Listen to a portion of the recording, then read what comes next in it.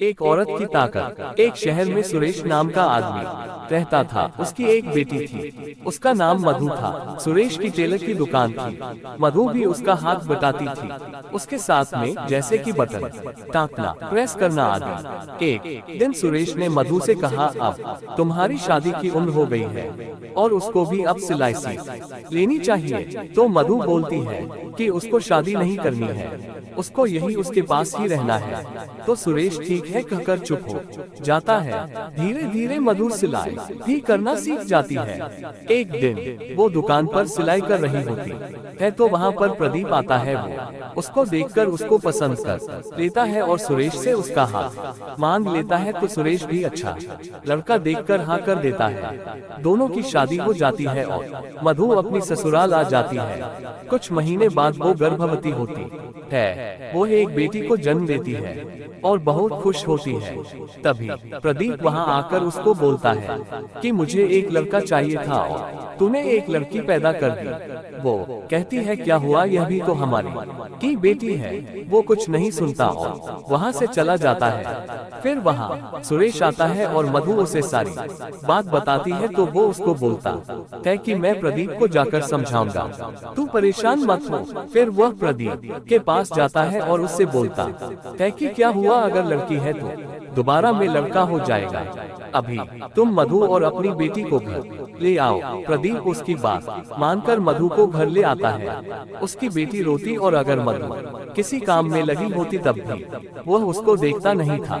ऐसे की करते हुए दिन बीतने लगे। मधु दोबारा गर्भवती होती है तो प्रदीप उसको बोलता है कि उसको इस बार लड़का ही होना चाहिए, नहीं तो वो उसको उसके पिता के पास हमेशा हमेशा के लिए छोड़ देगा।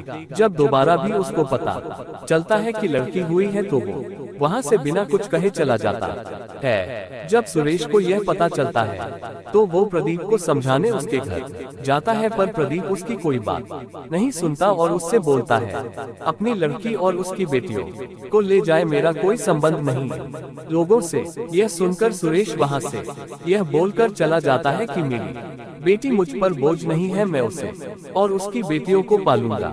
मधु अपने पिता के साथ घर आ जाती है और सिलाई करने लगती है। समय बीतता है, उसकी बेटियां स्कूल जाने लगती हैं। मधु और उसके पिताजी तोड़ मेहनत करते हैं, पर एक दिन सुरेश इस दुनिया को छोड़कर चला जाता है और मधु अकेली रह जाती है। फिर वो अपनी बेटियों को अच्छी जिंदगी देने के लिए पूरा दिन सिलाई का काम किया करती थी। उसकी बड़ी बेटी आभा स्पोर्ट्स में बहुत अच्छी होती है। उसके टीचर एक दिन मधु को बुलाकर कहते हैं कि आभा एक बहुत अच्छी धावक है, हमें आपकी स्थिति का पता है, फिर भी आप उसका साथ देंगी तो वो बहुत आगे जाएगी। मधु यह सुनकर बहुत खुश होती है और अब पहले से ज्यादा काम करने लगती है, जिससे वो आभा को अच्छे से रेस के लिए तैयार कर सके।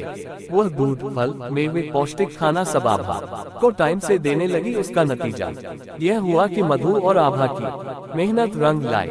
आभा ने स्टेट लेवल चैंपियनशिप में प्रथम स्थान प्राप्त किया। उसकी फोटो अखबार में छपी तो प्रदीप आभा और मधु की फोटो को अखबार में देखकर यह सोचता है कि अगर मैंने मधु को निकाला ना होता तो आज मेरी भी फोटो इन लोगों के साथ होती, पर अब माफी मांगकर भी कुछ नहीं हो सकता था।